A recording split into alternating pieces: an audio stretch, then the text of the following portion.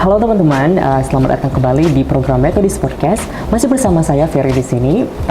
Di episode kali ini kita akan berbincang-bincang seputar education dan teknologi di era serba digital dan canggih saat ini. Di episode ini kita akan berkenalan lebih jauh lagi tentang salah satu program fakultas studi di Universitas Metodis Indonesia, yaitu Fakultas Ilmu Komputer. Nah, di era industri 4.0 saat ini generasi milenial masih mungkin ataupun perusahaan-perusahaan masih banyak yang mencari tenaga ahli di bidang IT ataupun teknologi. Nah, bagi teman-teman atau adik-adik yang sedang menonton ini mungkin masih mencari nih kan sekarang kampus mana nih di Sumatera Utara yang ada kampus IT-nya ya yang terbaik ataupun terakreditasi di tahun ajaran baru 2022-2023 ini. Nah, pastikan untuk menonton video ini dari awal sampai akhir. Nah, untuk pengenalan lebih jauh untuk Fakultas Ilmu Komputer, kita akan berbincang-bincang langsung dengan Bapak Naikson Saragi STMkom yang merupakan Dekan Fakultas Ilmu Komputer di Universitas Metodis Indonesia. Bapak, selamat datang Bapak. Terima kasih atas kehadirannya. Selamat datang, Salam Ferry. Shalom. Gimana nih kabar Bapak selama ini? Ya, baik, sehat. Oke, sehat ya, luar biasa. Oke, nah pertama-tama nih Pak, pastinya teman-teman yang nonton sekarang ini pada penasaran nih tentang Fakultas Ilmu Komputer di Universitas Metodis Indonesia. Bisa Bapak jelaskan sedikit mengenai Vkom, Pak? Ya, Fakultas Ilmu Komputer ini fakultas yang bungsu ya, berdiri tahun 2005. Nah, 2005. Ya, 2005 sudah matang ya. Berarti sekarang 2022 sudah 17 tahun. Ya. Ya, 17 tahun. Jadi di fakultas kita ini awalnya itu ada dua program studi, ya, program studi Teknik Informatika dan program studi Sistem Informasi. Selanjutnya sesuai dengan kebutuhan dan permintaan pasar ya di masyarakat, kita buka lagi tahun 2020 program studi Pendidikan Teknologi Informasi. Oke, jadi ada 3 ya Pak program studinya? Ya, saat ini ada 3. Oke, nah untuk akreditasinya sendiri Pak di setiap program studi itu bagaimana ya Pak? Ya, akreditasinya kita sudah B ya, sudah B. 2B ya, yaitu program studi Teknik Informatika dan program studi Sistem Informasi. Dan kalau yang program studi Pendidikan Teknologi Informasi udah baik ya, mengikuti ketentuan akreditasi yang baru. Oke, nah menurut mungkin teman-teman ingin tahu nih fasilitas apa yang disediakan oleh Fakultas Vkom UMI supaya mendukung pembelajaran nih di kampus UMI sendiri? Ya, terima kasih Ferry ya. Jadi tentunya fasilitas yang kita berikan itu sesuai dengan kebutuhan dari apa yang mau dicapai ya. Dicapai itu tentu kompetensi dari anak-anak kita. Nah, untuk itu kita tentunya butuh lab ya, lab software ya untuk anak-anak kita belajar programming, belajar membuat sistem. Nah, kita juga butuh lab IoT dan mikroprosesor ya. Bagaimana ya seperti yang saat ini dibutuhkan, kita juga sudah siapkan itu. Bagaimana semua ya perangkat-perangkat itu bisa dikendalikan, bisa dilihat, bisa dimonitor dari internet melalui saluran komunikasi internet. Jadi ada lab hardware, ada lab software, ada lab juga jaringan. Karena kita juga ada kompetensi anak-anak kita yang di bidang networking. Jadi kita ada juga bekerja sama dengan Microtik Akademik ya. Jadi kita ada di Medan ini tidak banyak ya yang ada Microtik Akademiknya. Jadi kita ada juga lab, kita disiapkan diberikan ada sebanyak 20 Microtik langsung dari Latvia ya. Kita di sini bekerja sama dengan ada mitra kita di sini yaitu WeLearning ya. Jadi kita sudah ada di Sumatera Utara ini kampus yang ada Microtik Akademiknya. Nah, selain itu kita juga ada lab tempat uji kompetensi ya, sesuai dengan apa yang diminta oleh regulasi dari pemerintah, bahwa setiap program studi itu seharusnya ya sudah menyiapkan tempat untuk uji kompetensi. Kita sudah ada dan sudah berjalan ya. Ya seperti juga kita ketahui di kampus kita ada WiFi ya gratis ya yang cepat juga ya. Nah untuk kemampuan komunikasi ya kita ada juga sastra di sini untuk kita bisa bekerja sama dengan sastra untuk kemampuan komunikasi bahasa. Tapi kita juga sebagai tambahannya kita juga bekerja sama dengan lembaga bahasa di Unimed. Jadi kita anak-anak kita itu diharuskan memiliki kompetensi kemampuan berkomunikasi yaitu dengan sertifikat TOEFL prediction seperti itu. Okay. Nah kedengarannya sudah sangat lengkap ya Pak ya, Fakultas Vkom sendiri. Nah ini kan sekarang Pak lagi pandemi nih ya, di era pandemi. Apakah fasilitas-fasilitas yang sudah Bapak sebutkan sebelumnya itu tadi dipergunakan saat ini atau ada rencana baru atau ada pembaharuan di dalam proses pembelajaran? Ya, memang ketika kita masuk ke pandemi ini semuanya kita menghadapi tantangan yang sama ya. Tapi puji syukur ya kita bisa gerak cepat ya. Karena memang ada aturan dari pemerintah bahwa tidak bisa berkumpul ya dengan berkerumun. Nah, sementara fasilitas lab kita itu kan memang juga disetting 40 orang ya seperti itu. Jadi memang pilihannya memang saat ini ya itu ada aplikasi-aplikasi yang bisa jalan di handphone, yang bisa juga misalnya untuk melakukan coding, ada disiapkan aplikasi. Jadi dosen-dosen berinovasi sehingga praktikum-praktikum untuk misalnya programming itu ya walaupun nggak bisa seperti tatap muka lah ya, tapi hampir mencapai lah targetnya untuk bisa memenuhi kompetensi anak-anak kita. Nah tadi bagaimana dengan lab TUK tadi? Ya lab TUK tadi kalau pelaksanaan ujian, memang anak-anak kita haruskan datang kemari.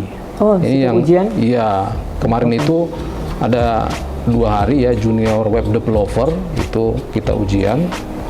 Nah itu memang datang. Nah memang dengan kita monitoring ya bahwa harus dengan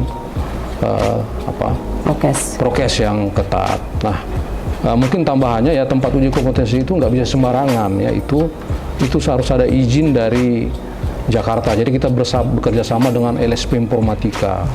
Jadi itu kalau sertifikatnya itu ada logo BNSP-nya. Nah begitu. Jadi puji syukur masa-masa pandemi ini kita nggak tahu ya. Kita belum ukur juga apakah pengaruh dari sertifikat itu. Ada yang saya hitung ini baru-baru wisuda yang lalu itu. Ada Rinwi Sitorus, ada Gorbinhus Tepu, ada itu belum ada yang belum ambil ijazahnya udah kerja ke Jakarta. Ada Andreas ke Tangerang. Nah jadi ini agak sedikit melenceng ya. Jadi kemarin Prof Ucok bilang ya kalau bisa kalian ukur aja persaingan kalian dengan lokal gitu ya. Wah, saya dalam hati karena itu Prof Ucok kan memang sesepuh kita ya di IT ya. Prof Jainal Hasibuan ya, beliau itu adalah pembina di Aptikom ya, pengurus ketua Aptikom Indonesia. Jadi kalau mau melihat bagaimana kemampuan kita ya lihatlah di sekitar kita. Wah, saya pikir kita udah bisa bersaing juga secara nasional, begitu kan? Karena anak-anak kita belum 5 bulan, saya hitung kemarin ada dari arah ke Karo sana itu dia 5 bulan masa tunggunya. Ya, 5 bulan udah bisa bekerja, udah perusahaannya besar gitu loh. Perusahaan yang udah masuk hitungan kan secara nasional. Oke, udah well known gitu ya, udah terkenal. Ya, itu tadi tempat uji kompetensi kita tetap. Kalau ujian memang karena dipersyaratkan dari sana harus ujian datang, ya jadi kita harus datang, anak-anak kita. Oke, nah ini Pak mengenai program Kampus Merdeka nih, yang diadakan oleh Kemendikbud. Iya. Nah, bagaimana sih pelaksanaan di Fakultas Vkom sendiri, Pak? Iya, kalau Kampus Merdeka Ya, karena kebetulan kita kan masuk dalam asosiasi perguruan tinggi komputer ya, jadi kita memang lebih dekat ya. Dan kampus Merdeka ini kan sangat dekat dengan penggunaan teknologi kan begitu. Nah, jadi ya memang bisa dibilang ya, ada Bu Novi juga kan, Bu Pipi ya, maaf ya, Bu Pipi itu juga dia sebagai yang ikut ya. Kita di kampus kemarin itu kampus mengajar ya, kita dari dosen rame terlibat ya, dosen-dosen di Fakultas Ilmu Komputer, saya sendiri ikut ya, saya Pak Pati, Pak Samuel, Pak Doli, Pak Asa ya, kita banyak yang ikut, Ibu Melda, jadi kita aktif ya sebagai dosen, kita juga mau berkontribusi di kampus Merdeka. Itu tadi skemanya itu yang kampus mengajar. Nah, sekarang ini yang saat ini ada studi independen. Studi independen itu studi independen bersertifikat. Nah, itu sebenarnya skemanya ada 9 ya. Nah, yang bisa kita ambil ya. Nah, kita yang di studi independen, anak-anak kita juga ada yang ikut ya. Ada ya lumayan banyak juga. Nah, puji syukur mereka itu diterima magang bersertifikat ya, itu di ruang guru ya. Wah, ruang guru ya. Jadi kenapa bisa diterima ya, karena percaya ya kan begitu ya. Karena mereka percaya, dan kan itu kan bukan sembarangan juga ya, ada ujinya juga ya, kan? Ada ujinya. Ya, jadi terkait dengan kampus Merdeka itu tadi kita responsif ya, responsif, dan tentu ada memang kendala-kendala terkait dengan misalnya konversi, tapi itu bisa kita diskusikan, dan saya pikir kalau di Pikom udah clear ya, terkait misalnya konversi bagaimana 20 SKS, itu kita udah clear ya, kita akan adopsi sesuai dengan regulasi yang ada. Nah, bagaimana dengan kurikulum ya, kita mengadopsi kurikulum KKNI 2017 ini 2022 ya. Sebenarnya mengukur outputnya itu kan 2005 tahun ya. Kalau kita mau ukur, nah sebenarnya ini kan, tapi ini karena ada regulasi baru dari pemerintah, bagaimana mendekatkan kampus itu ke mitra, ke industri. Nah, sehingga ada ini kampus Merdeka yang program Mas Nadiem ini ya, Menteri Pendidikan yang baru. Jadi memang ya, kita juga dalam waktu dekat akan mencoba mensinkronkan ya, bagaimana memaksimalkan kurikulum kita itu sesuai dengan kampus Merdeka ini. Nah, jadi memang menurut arahan dari Prof. Zainal Hasibuan, yaitu nggak mesti ditukar memang kurikulumnya. Makanya kita akan mendiskusikan, mensinkronkan saja. Nah, kalau memang nanti sesuai dengan masukan-masukan dari mitra kita ya, ini kan membuat kurikulum ini kan harus kita undang semua ini, alumni, mitra kita ya, dari asosiasi kita ya, kalau kita Ptikom itu pemerintah dan seterusnya itu kita undang supaya bisa membuat kurikulum kita ini lebih baik lagi. Tentunya mengadopsi MBKM ya, Merdeka Belajar Kampus Merdeka. Kira-kira begitu Ferry singkatnya. Nah, MBKM ini kan salah satu terapan dari industri 4.0 ya Pak ya, 4.0 ya. Nah, menurut Bapak nih, siapkah kita ataupun mungkin Fakultas Komputer Ilmu Fikom sendiri menuju industri 4.0 ini? Ya, saya pikir tadi itu ya, tadi kan kita ikutin arahan pemerintah ya, regulasi kita ikutin, kampus Merdeka kita ikutin. Anak-anak kita udah memang dekat ke mitra ya, ke industri ya, seperti apa nanti di ruang guru itu betul dia akan belajar, akan begitu.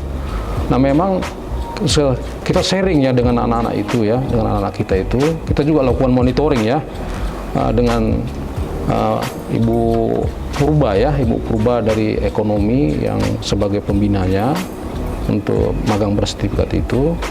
Jadi memang sepertinya dengan kampus Merdeka Belajar ini itu memang bisa, target itu bisa lebih cepat tercapai, karena memang kebutuhan dari ruang guru itu nanti itu memang mereka harus ada target-targetnya begitu ya, seperti mereka belajar profesional lah begitu ya. Kalau di kampus kan mungkin bisa terlambat dikit apa segala macam ya, dosennya maklum. Kalau di sana kan memang ya, ada aturannya memang harus diikutin begitu. Nah, kira-kira jadi apakah kita siap? Nah, selain itu kita juga di Fakultas Ilmu Komputer ya udah bekerja sama ya dengan fakultas lain ya. Bekerja samanya yaitu untuk penelitian mahasiswa kita. Jadi misalnya kita kalau kemarin ada bagaimana merancang unit bisnis di Fakultas Ilmu Komputer, itu kita undang pakarnya dari ekonomi, yaitu Pak Dr. Rasmulia. Berkolaborasi. Ya, jadi sebagai pembanding di sana, masih sebagai pembanding ya di pengerjaan penelitiannya. Ya. Di pertanian ada yang deteksi penyakit hama, ya, itu kan pakai komputasi ya. Jadi kalau industri 4.0 ini kan nanti ada pelibatan AI namanya artificial intelligence di situ. Nah, jadi misalnya ini mohon maaf ini secara teknis sedikit ya. Jadi dia ada gambar bisa dikenalin begitu kan. Nah, dikenalin itu tadi pakai AI. Nah, begitu. Nah, itu kita undang pakarnya dari pertanian, Dr. Lamria Sidauruk. Kita tanya ke pertanian siapa pakarnya di sana. Oh, kalau hama itu adalah Ibu Lamria. Nah, kalau dia terkait dengan tanah, ilmu tanah, itu mereka bilang Pak Epsan, ya. Nah, seperti itu. Jadi untuk pertanian kita berkolaborasi, minta bantuan lah kita katakan mungkin yang lebih baiknya karena sana pakarnya. Sebagai pembanding juga masih. Nah, sebagai pembanding. Yang berikutnya kita dengan kedokteran. Dengan kedokteran kita juga dengan Dr. Andy terkait dengan bagaimana deteksi penyakit hati. Nah, tapi juga pakai AI, udah pakai AI di situ apanya, metodenya dalam deteksi itu.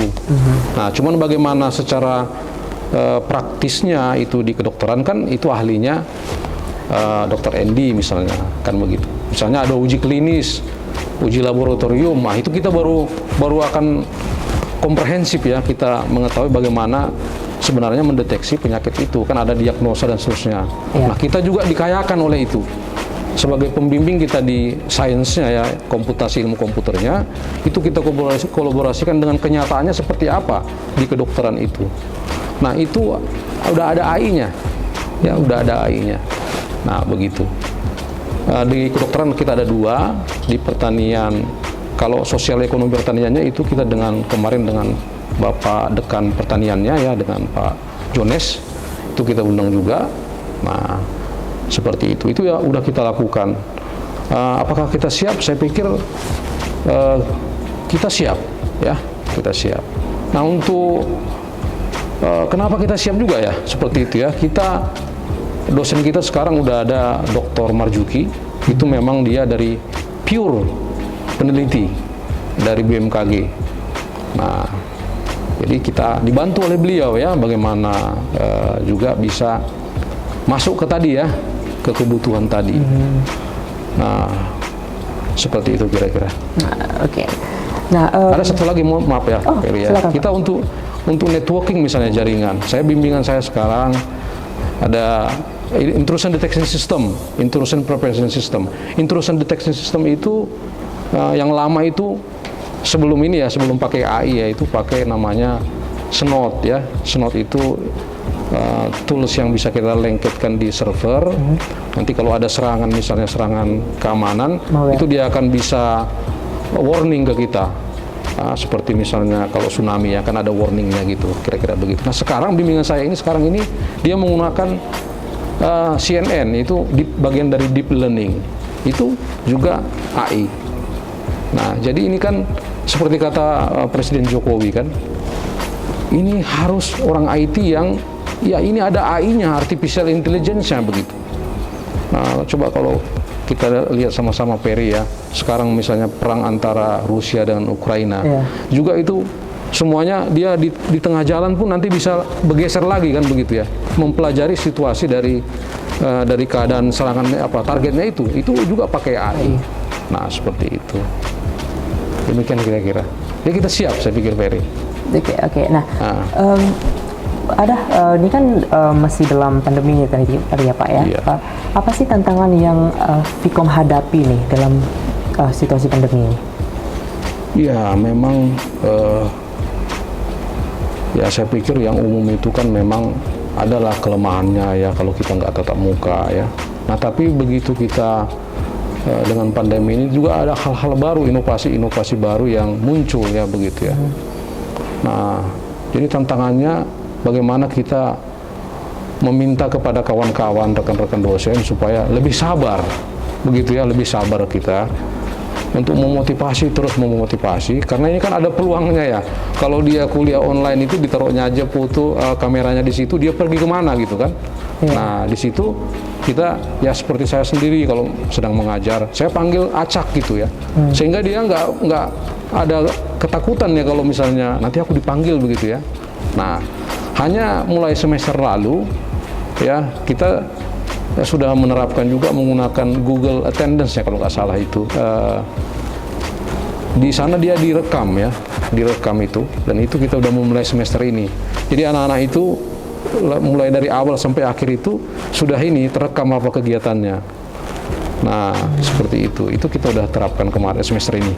Oh, mulai dari semester ini ya Pak? Ya, itu tadi kan ada inovasi-inovasi ya. Ya, inovasi. Karena dia taruhkan handphone bisa kemana-mana, begitu. Ya, makanya bagaimana ini, makanya dosennya ya, dosennya bagaimana memotivasi supaya ini untuk kalian loh, kan begitu ya. Nah, seperti itu. Jadi tantangannya seperti itu sebenarnya. Nah, tapi dengan adanya ini ya, setiap tantangan itu malah ada peluang ya begitu ya. Nah kita udah mulai juga dosen-dosen udah punya YouTube channel gitu ya, untuk materinya itu disiapkan di sana begitu. Nah seperti itu malah ada juga peluang gitu ya. Jadi dosen-dosen bisa menyiapkan materi-materinya dalam bentuk video pembelajaran.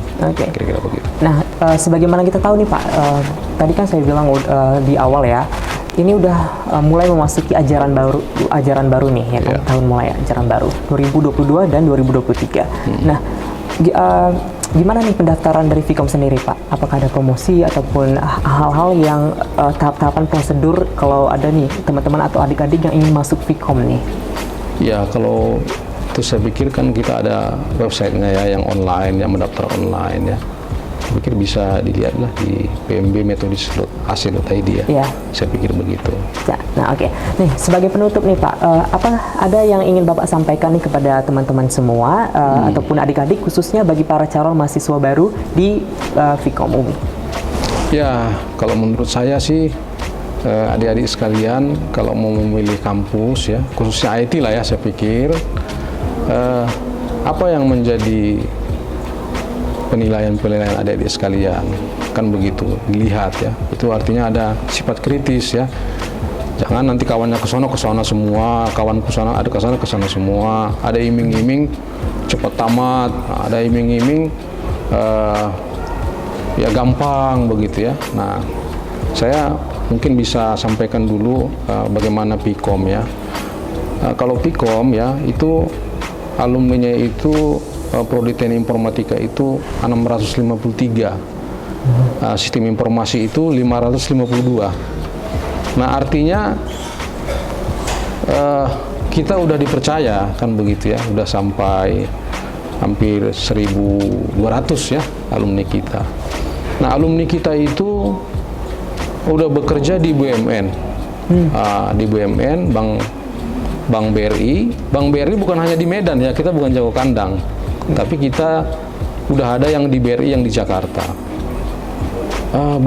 Di BRI udah bagaimana? Kita udah ada yang pimpinan cabang ya di daerah Karo. Udah ada yang pimpinan cabang di Batam. Nah, saya masih ingat karena ini dia aktif dulu di kegiatan mahasiswa Sarwe di Purba ya, itu sudah pimpinan cabang di Bank Mandiri Batam. Dan dia kebetulan juga punya usaha ya, usaha ya wirausaha lah begitu ya, tapi di bidang entertain ya, seperti itu. Di Jakarta apakah di Bank BRI saja, di Bank BCA juga. Jadi ada Boru Petahayan, ada Rolando Damanik, saya bisa sebutkan namanya karena itulah kita dengan mahasiswa itu kan dekat ya. Nah, jadi bisa dia sampaikan apa keluhannya ya. Jadi adik-adik yang mau memilih ya lihat itu banyak ya, banyak yang mesti dilihat. Nah, baru kalau di Fakultas Ilmu Komputer, ini tahu ya, kita itu sumber mahasiswa kita umumnya memang di Medan, dari Medan. Nah, tapi di Medan pun dari sekolah-sekolah SMA dan SMK yang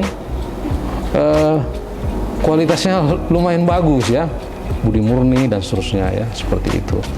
Nah, bagaimana di Indonesia? Ya, kita udah dari 15 provinsi, ya, mulai dari Aceh ya, Aceh itu daerah, ya nggak di Acehnya ya, tapi di daerah Kota Cane, dari Kota Cane, banyak ya dari sana. Dari Jakarta ada nggak? Ada dari Jakarta, dari Yogyakarta ada, dari Bandung ada, dari Banten ada, dari Sulawesi ada, dari Papua pasti ada.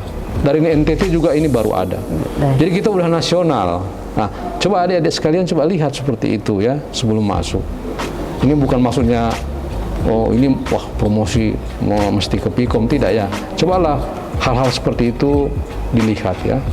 Nah, baru yang berikutnya bagaimana rata-rata menyelesaikan studinya. Nah, begitu ya, kalau kita 3 tahun 8 bulan sampai 4 tahun. Nah, yang paling penting lagi, bagaimana rata-rata tunggu mendapatkan pekerjaan. Nah, yang seperti yang saya katakan tadi, saya rekam videonya itu ya, si Manjunta ya, itu bekerja di bidang jaringan di Mandiri, malah 2 dia dipercaya juga di daerahnya sana, seperti itu. Jadi tadi alumninya bagaimana? Ya, di swasta bagaimana ya? Nah, kita ada mahasiswa kita Netia Rosan sama Netia Rahul, itu abang adik gitu ya, di Sinarmas. Ya, itu udah multinasional ya. Nah, itu. Nah, si Netia Rosyan sama Netia Rahul itu penelitiannya, tugas akhirnya terkait dengan IoT ya. Nah, IoT tadi itu udah 4 tahun 5 tahun yang lalu loh dia itu tamatnya ya, tapi udah berkaitan dengan IoT. Ya, demikian. Jadi mahasiswa maupun lulusannya ini bukan hanya dari Medan aja ya Pak ya? Jadi bukan. Dari luar kota gitu. Ya, tadi 15 provinsi sudah kita hitung. Ya. Moga-moga tahun ini akan tambah lagi lebih dari 50. Kalau di Medan ini memang kita umumnya dari Medan. Kita udah data itu dari Medan ya.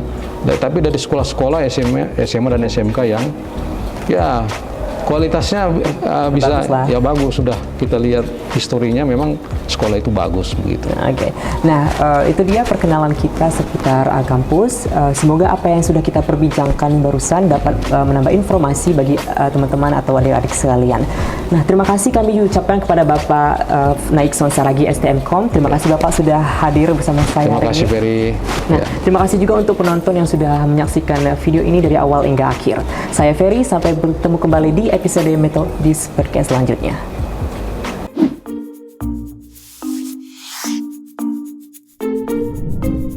Hai teman-teman, udah tahu belum cara daftar online di Universitas Metodis Indonesia? Caranya gampang kok, nggak pakai ribet, tinggal buka web di www.metodis.ac.id. Klik daftar online atau di www.pmb.metodis.ac.id. Ikuti petunjuk infografik tahapan ini ya.